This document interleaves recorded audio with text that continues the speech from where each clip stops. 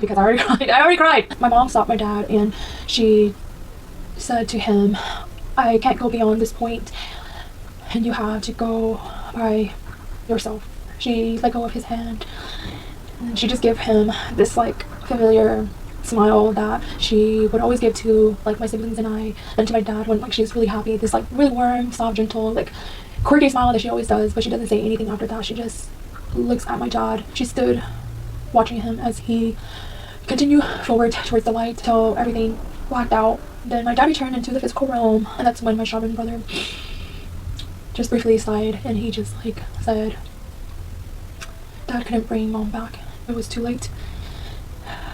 Later, after the ceremony was over, my dad used the buffalo horns, and it's just like a shaman tool that help kind of guide or just kind of tell or which direction my mom's soul has gone to. I'm trying to relax and I just feel like I'm like so tense because it's like a tense, part of the story. And every time my dad was to throw the buffalo horns onto the ground, it would always say yes, as if like everything was fine or okay. But my dad knew from past experiences as a shaman himself that if every time you throw the buffalo horns and it's saying yes, then there's something wrong, and it actually means that the soul or the spirit could not be retrieved, and that person will soon pass. And that was when the truth hit my dad so hard. Himself like, my wife is really going to pass. And desperation, my dad burned some incense sticks, more joss paper, and he prayed, calling on to the ancestors to bless my mom to get better. He asked himself, what more can I do to save her?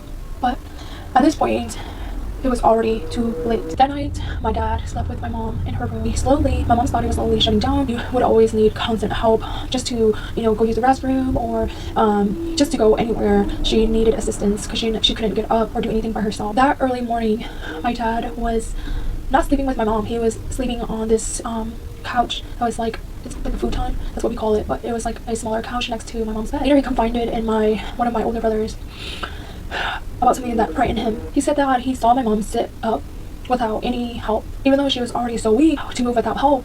That's what really startled him. Not long after this incident, my shaman brother, he was feeling fatigued and he was feeling a little tired.